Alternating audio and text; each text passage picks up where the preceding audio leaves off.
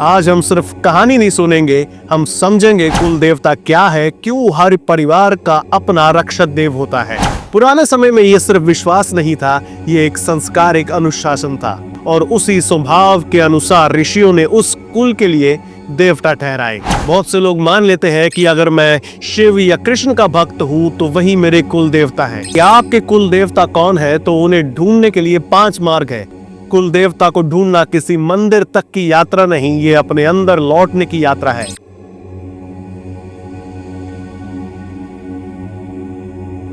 तुम्हारा कुल देवता कौन है, शायद तुम्हें भी नहीं पता, और यही इस कहानी का पहला प्रश्न है।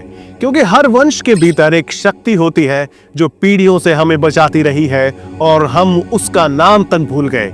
आज हम सिर्फ कहानी नहीं सुनेंगे, हम समझेंगे कुल देवता क्या है, क्यों हर परिवार का अपना रक्षक देव होता है, और कैसे आप खुद जान सकते हैं कि आपका कौन है। ये आस्था भी है और ये तथ्य भी है, विज्ञान भी है और संस्कार भी है। हर परिवार की अपनी एक जड़ होती है, कोई परंपरा, कोई आस्था, कोई शक्ति जो उस वंश की रक्षा करती है। पुराने समय में ये सिर्फ विश्वास नहीं था, ये एक संस्कार, एक अनुशासन था। लेकिन आज जब हम अपनी डिजिटल आइडेंटिटी से जुड़े हैं, तब भी अपनी स्पिरिचुअल आइडेंटिटी को भूल चुके हैं। वो पहचान हमारे कुल देवता की। सनातन परंपरा में कुल का अर्थ है वह वंश या परिवार जो एक ही ऋषि, एक ही ऊर्जा से जुड़े हो। देवता यानी चेतना जो संरक्षण करती है। जब दोनों को जोड़ा गया तो बना कुल देवता, वो देवी या देवता जो किसी परिवार या वंश के आध्यात्मिक रक्षक हो। ये सिर्फ पूजा का विषय नहीं, ये वंश की आत्मा का केंद्र है। हर वंश की एक प्रवृत्ति होती है, किसी की शक्ति में विश्वास, किसी की सेवा में, किसी के ज्ञान में, और उसी स्वभाव के अनुसार ऋषियों ने उस कुल के लिए देवता ठहराए। वैदिक काल में ही ग्रह देवता और कुल देवता दोनों की व्यवस्था थी। ग्रह देवता घर की रक्षा करते थे और कुल देवता पूरे वंश की। इतिहास गवाह है, छत्रपति शिवाजी महाराज की कुल देवी थी तुलजा भवानी, और राणा प्रताप के कुल देवता थे एकलिंग महादेव। इनकी पूजा सिर्फ आस्था नहीं थी, ये एक अनुशासन था जो परिवार को अपनी जड़ों से जोड़े रखता था। कुल देवता का सिद्धांत बहुत सीधा है। हर वंश का एक ऊर्जा केंद्र होता है। कुल देवता वही शक्ति है जो उस ऊर्जा को संतुलित रखती है। इसलिए हर शुभ कार्य, विवाह, गृह प्रवेश या यज्ञ कुल देवता के नाम से शुरू किया जाता था, ताकि नया संस्कार पुराना आशीर्वाद के साथ जुड़ जाए। ये एक दिव्य स्मरण है कि कोई भी शुरुआत स्रोत के आशीर्वाद के बिना पूरी नहीं होती। बहुत से लोग मान लेते हैं कि अगर मैं शिव या कृष्ण का भक्त हूँ तो वही मेरे कुल देवता है। ऐसा बिल्कुल नहीं है, क्योंकि कुल देवता आपके वंश की जड़ से जुड़े हैं, इष्ट देवता आपके मन की भक्ति से। फर्क कैसे समझिए कि कुल देवता घर की बुनियाद है, इष्ट देवता उसकी दीवारें। दोनों बिना एक दूसरे के अधूरे हैं। जैसे राज्य में गुरु और सेनापति दोनों की भूमिका अलग है, पर ध्येय एक है, राज्य की रक्षा।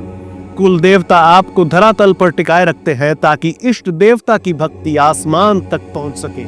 अगर आपको नहीं पता कि आपके कुल देवता कौन है, तो उन्हें ढूंढने के लिए 5 मार्ग है: स्मृति, स्थान, संस्कार, गोत्र और अनुभूति। पहला उत्तर आपके घर में ही है।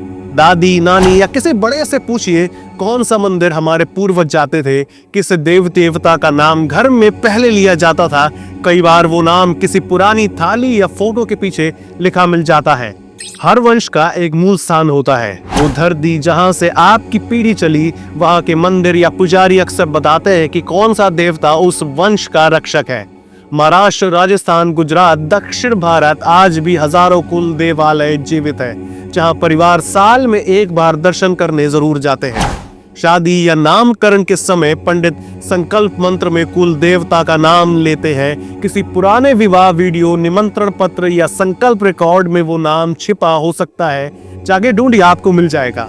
हर सनातनी का एक गोत्र होता है, किसी ऋषि से उत्पन्न। कश्यप गोत्र में विष्णु या वरुण देव, भारद्वाज गोत्र में सरस्वती या शक्ति, अंगिरस गोत्र में अग्नि देव मुख्य माने जाते हैं।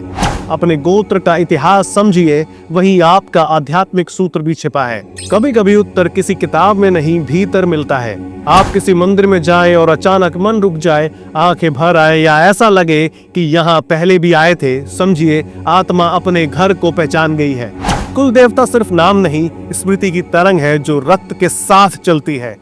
जब हम अपने कुल देवता का स्मरण करते हैं तो हम पूरे वंश की ऊर्जा को जगा देते हैं। जैसे डीएनए शरीर में सूचना रखता है, वैसे ही कुल देवता आत्मिक डीएनए को स्थिर रखते हैं। जब वो संतुलन टूटता है, जीवन अस्थिर हो जाता है। स्मरण से वो संतुलन फिर लौट आता है।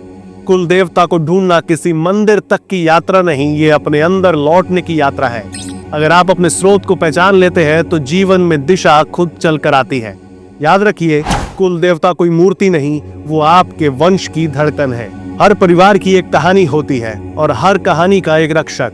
क्या आपने अपने रक्षक को पहचाना? मैं हूं तरुण वर्मा और ये था एक सनातन तत्व, जहां कथा मिलती है प्रमाण से।